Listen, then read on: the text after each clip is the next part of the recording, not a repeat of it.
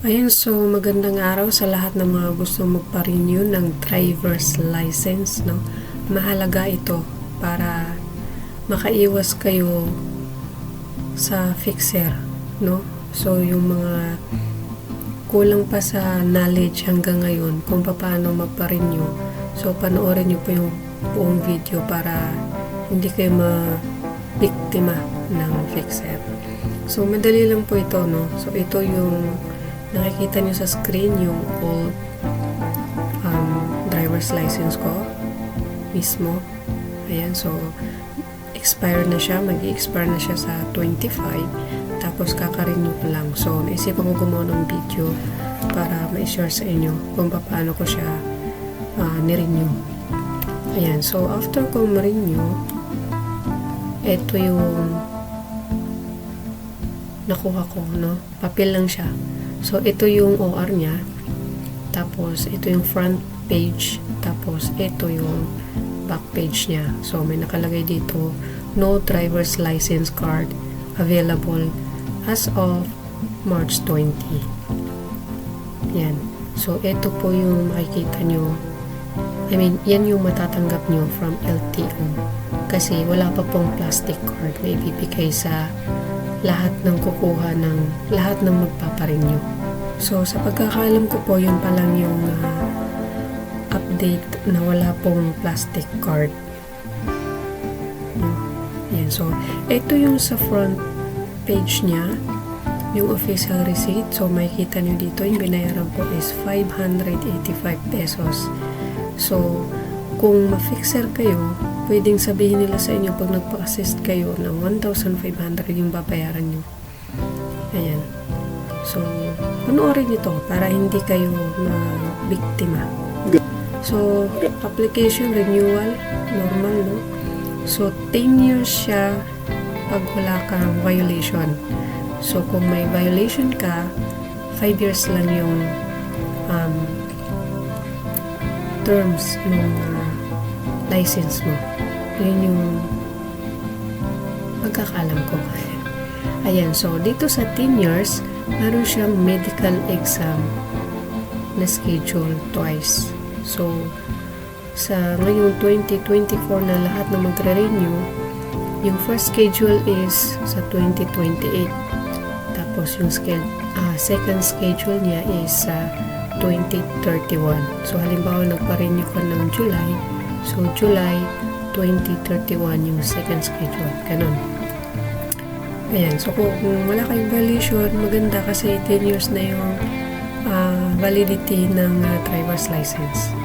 So, kaya sa mga rider dyan, lagi tayong mag-iingat sa driving natin para hindi tayo magkaroon ng violation. Ayan.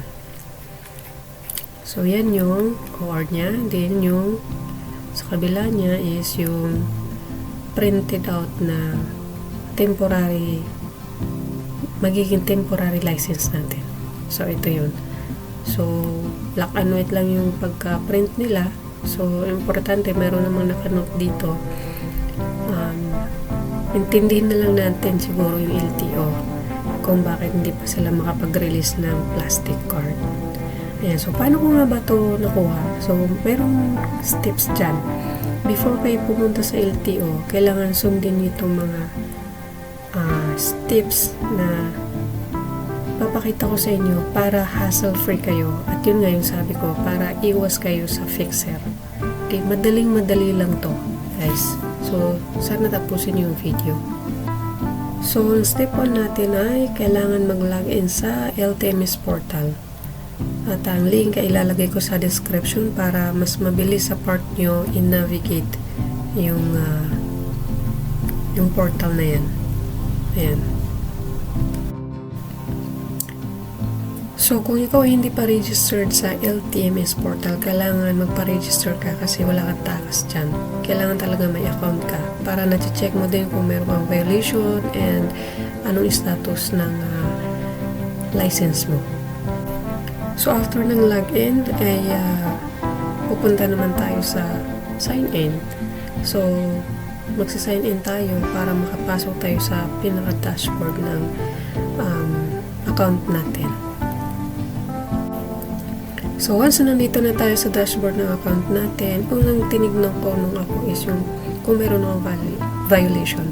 So, makikita natin dyan na mayroon akong for renewal. So, nag-update talaga siya.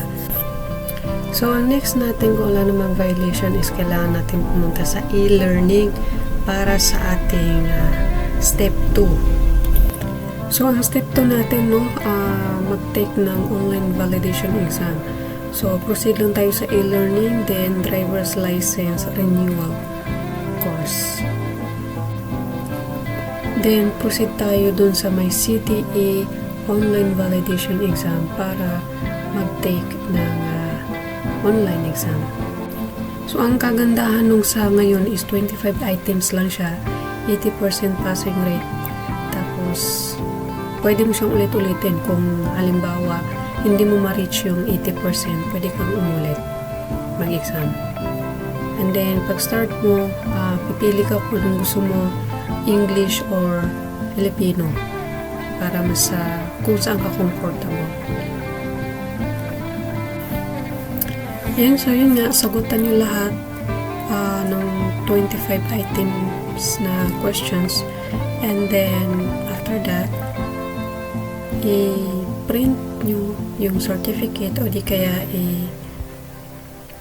i-save nyo sa computer nyo or kung gamit nyo is cellphone, then i-save nyo sa cellphone nyo, then ipaprint nyo. Yeah, so, ganun lang siya. So, ang step 3 natin is madali lang. Ipapotocopy nyo yung recent driver's license nyo, yung lisensya na ipaparin nyo. So, bali itong step 4 natin is yung tatlong requirements, no? Kasi doon sa CD at saka yung photocopy. So, medical certificate doon ang makuha sa may malapit sa LTO. Kasi nandun lang yung accredited na clinic ng LTO sa tapat ng office ng LTO o kaya nasa tabi lang yan. Ayan, so ang step 5 natin is dalhin na yung 3 requirements na yun sa LTO office para ma-validate nila yung mga papers nyo. Ayan, so once na ma-validate yan, i-advise kayo na dalhin sa cashier yung papers nyo para mabayaran yung renewal. Ayan, so sa experience ko, ito yung pinaka-lasting na photo-taking at saka yung print nila agad yung temporary driver's license. Ayan, so recap tayo no, so ang requirements is CD online validation exam, patupad ng driver's license at medical certificate. Yan lang. And then, yung nabayaran ko is 985 kasi yung medical certificate is 400 doon sa ano ko nagpa-renew. Tapos yung driver's license is 585. Ayun, so possible mo sa ibang